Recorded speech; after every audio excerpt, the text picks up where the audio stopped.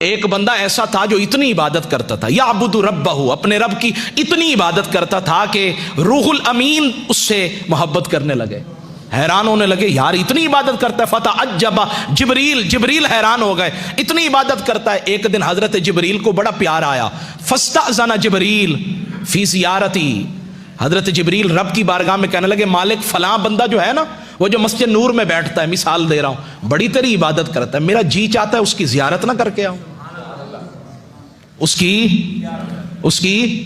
ज़ियारत ना करके आऊं। हजरत जिब्रील ने जब ये बात की ना, रब ने फरमाया तुझे इजाजत मिलेगी, अज़ीना लहू, इजाजत देते हैं, बिशर्तिन, लेकिन एक शर्त है।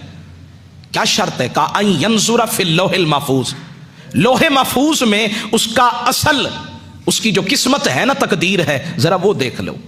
जब हजरत जिब्रील ने लोहे महफूज में देखा ना, तो कहते वहां तो उसको शकी लिख दिया था, बदबख्त लिखा हुआ था। हैरान हो गए, जमीन पे उतरे, उस बंदे की तरफ गए, सलाम दुआ के बाद उसे बताया मैं जिब्रील हूं। वो फिर भी उसकी इबादत में लगा रहा।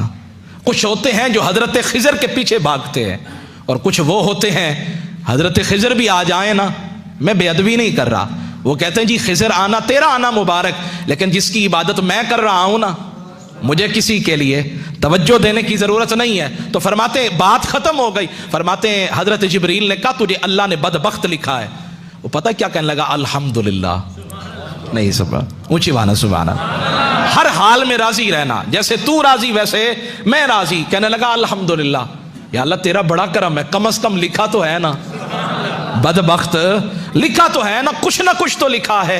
इधर लिखे फिर भी तेरी मर्जी है, इधर भी लिखे तेरी मर्जी है, कम से कम इतना तो दिलासा है कि तूने लिखा है। हजरत जिब्रील कहने लगे शायद के फजन्ना जिब्रील हो अन्नहु लम यस्मा कलामहु, वो कहने लगे शायद इसने मेरी बात को सुना नहीं है। फ़अआद अलैहिल क़ौला, उस हजरत जिब्रील ने फिर कहा हजरत आप तो सारी जिंदगी इबादत करते रहे, सजदे करते रहे, और रब का ये मामला है कि उसने आपको शकी लिख दिया है। उसने फिर कहा अल्हम्दुलिल्लाह। फताअज्जब जिब्रील, जिब्रील बड़े हैरान हुए, कहने लगे ये क्या मामला? उसने कहा लौलम अकुन, अगर मैं इस काबिल नहीं तो इसमें मेरे रब का क्या कसूर है?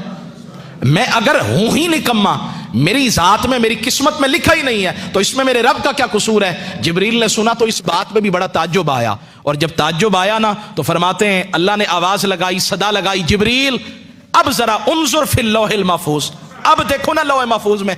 अब जो देखा, फरमाया वहां बदबख्तों की लिस्ट से नाम निकाल कर ना रब ने बख्त वालों में उसका नाम लिख दिया था। या अल्लाह ये माजरा क्या है? फरमाया जो मेरी हर अदा पे राजी है, मेरे हर फरमान पे राजी है, तो फिर उसका नाम बदबख्तों में क्यों लिखूं, बख्त वालों में ना लिख दूं?